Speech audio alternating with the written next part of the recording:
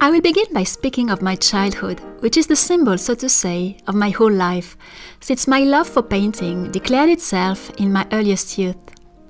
I was sent to a convent at the age of 6 and remained there until I was 11. During that time, I scored on everything at all seasons.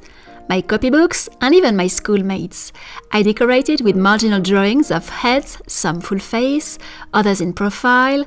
On the walls of the dormitory, I drew faces and landscapes with colored chalks, so it may easily be imagined how often I was condemned to bread and water. I made use of my leisure moments outdoors in tracing any figures on the ground that happened to come into my head. At 7 or 8, I remember I made a picture by lamplight of a man with a beard, which I have kept until this very day.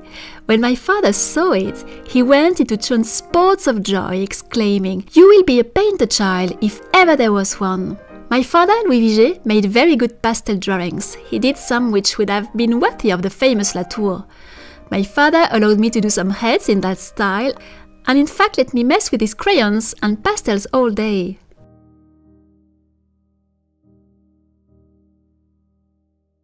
Hello, welcome in this new video. I wanted to share a bit some favorites, some few things I found this past month. I didn't do a video like that for a long time. I didn't go really to a lot of thrift store, Brocante, things like that because I was really busy this spring, but I had found few things and I don't think I've showed it in a video before, some very recently, some in March and April, so I just thought I would share that with you today. What you have just heard are an excerpt of the memoirs by Louise Elisabeth Vigée-Lebrun. So Elisabeth Vigée-Lebrun, I was hunting for her memoirs in 19th century version for a long time, for years and years, and I on purpose didn't read them in reprint or recently published version because I wanted to enjoy them in an old version. She published them in 1835, but she had extreme long life. She was born in 1755, so she had seen everything from Louis XV, Louis XV to the real decadent 18th century. She has seen that. Then later Marie Antoinette, the Revolution, the Napoleonic era. She had immigrated, of course, after the Revolution, and the Restoration, the king of the 19th century. So she had a very long life. She's an artist. And seeing her view of the world as an artist, as a painter who was extremely famous, as famous as the other gentleman, is really fascinating. So I was interested in her for a long, long time. And I'm so happy I eventually found this reprint. I couldn't find the old version. I saw them a long time ago and couldn't find them again. So I just thought, I'm going to buy the reprint after all. It's better than nothing. And when I find the old version, I will eventually buy them. So I found this reprint by Amazon. So it's Amazon who does that. And it was published in 3 volumes when she published them. So this one is volume 1. But you can find them in the entire with the 3 series together. That's what I should have bought in the first place, because when I went back to buy volume 2, volume 3, because I wanted to be sure I was stopping at the good time, the right time. There are other series with other covers or that, but I wanted really the same one with the same price. They were gone on Amazon. So that's the thing with this platform. You buy something one day, you go back the next, it's gone, and you don't know why the price have changed. I'm not a super fan of it, but sometimes you have no other options when you are looking for something specific. So I have the full memoirs which are on their way that I bought too on Amazon. And you can find them translated, of course. It's the reason I show that. You can find it translated, I think, in many languages, in English for sure. But for those who like paper books, you can find them just like me here. I think on the English version, something have been removed because I was comparing some pages. At the end of volume 1, there is a gallery of portraits, which are very interesting. Some of them I know them. They are painters. They are, well, different noblemen, aristocrats, some of her clients that she did the portraits for. I think on the English version, they thought that foreigners would not know these people. They have removed it, I think. If you happen to read it, you will let me know if you have the gallery portraits, which mean just little biographies of a lot of people, including, for example, David. David is a very famous painter from the late 18th Revolution Empire, and he was very famous. She didn't like him, so it's super interesting to have her view on and her opinion on all these people. So as you know, I love memoirs, it's my favorite thing, and she has a little something of my Duchesse. So she would have known my Duchesse d'Abrantes because my Duchesse, she was a little younger. She was born in 1784 and her it's 1755. But she has a bit her wit, her sense of humor, all that. So it was really, really delicious to read that.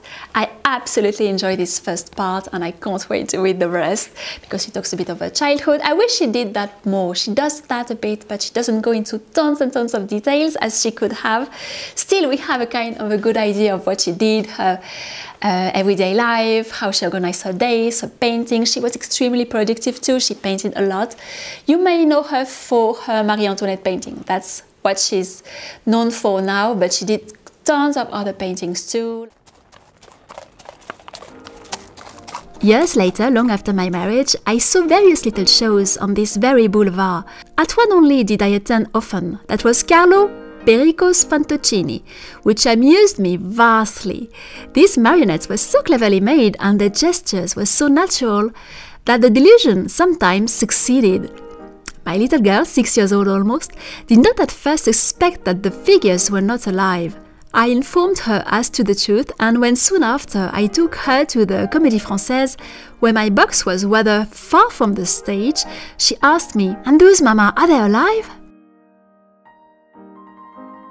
So I would highly recommend it if you are an artist, or you love art, or you love the 18th century, or all of that, you would really enjoy it.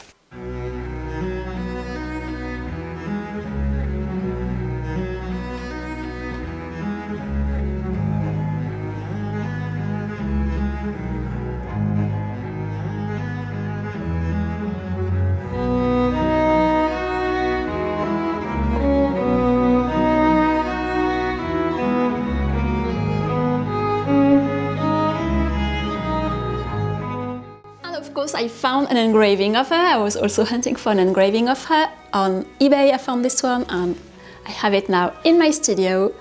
It's a portrait she did, so it's a self-portrait she did, imitating Rubens. So she also talks in her memoirs the little behind the scenes of her portraits, her painting, and it's super, super interesting. So she explained this portrait, this is the engraving of the portrait, how she did it, what she was inspired, which painting inspired her to do that, for her playing with the sunshine, the hat, all that. So that was really cool. So I was happy to find this one and now I have it in my studio.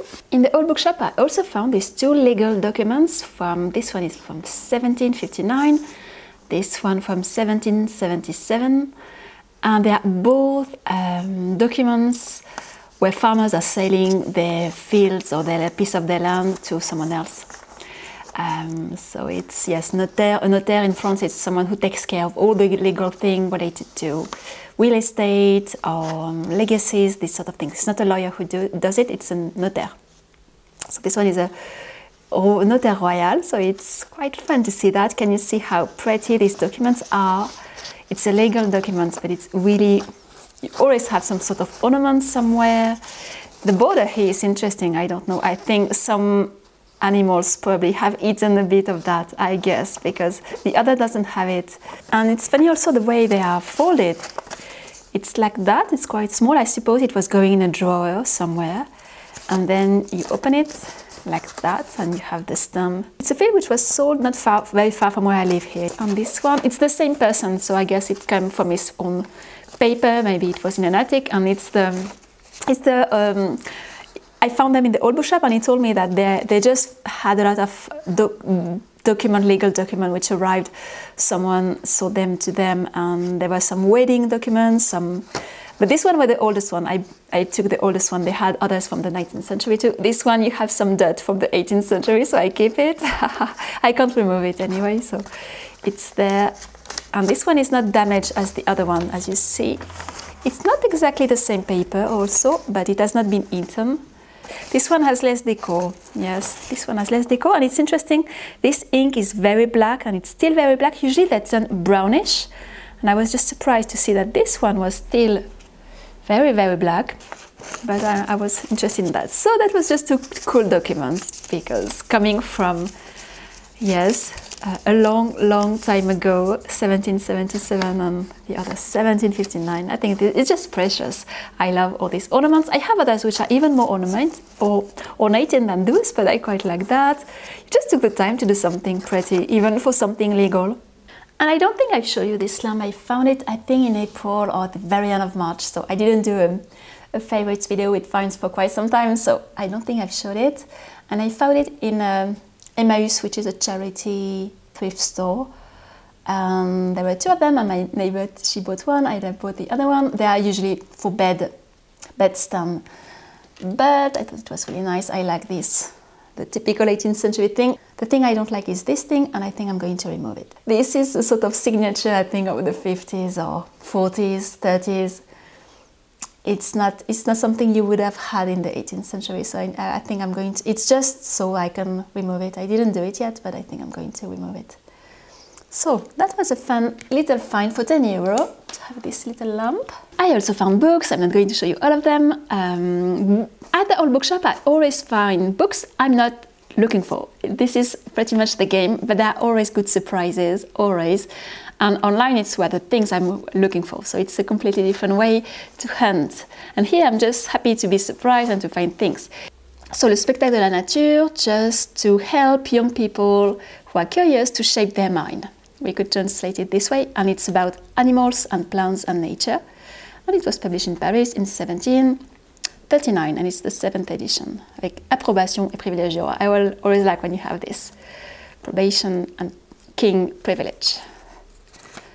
And it's a conversation between two characters who are talking, and in their conversation they are, of course, talking about nature, asking questions, all that. So you have a lot of nice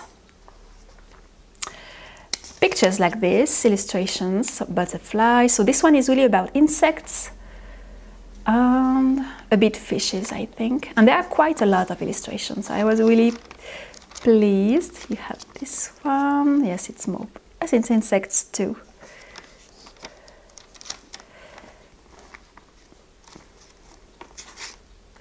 Oh, the butterflies. They are really beautiful. So day butterflies, those. The bees, oh no, the wasp.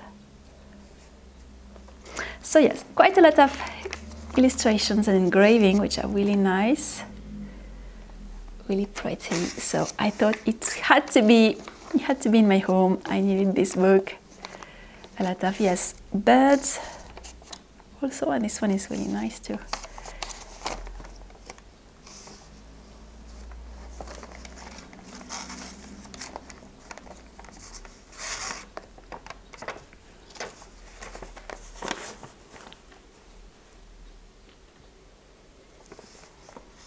Le Spectacle de la Nature, this is the volume 1, yes, from the series. If I find others, maybe little by little I will build the collection, but I was happy to find this one.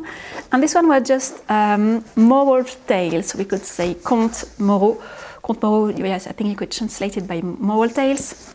It's not for children, it's not fairy tales, it's more little short stories with a bit of philosophy inside that you can find for your daily life, I think. So it's by an academician, Marmontel, who was pretty famous in the 18th century, published in 1779, and it's in 3 volumes. Yes, I was happy about this title, La Bergère des Alpes, the Alps Shepherdess, I think.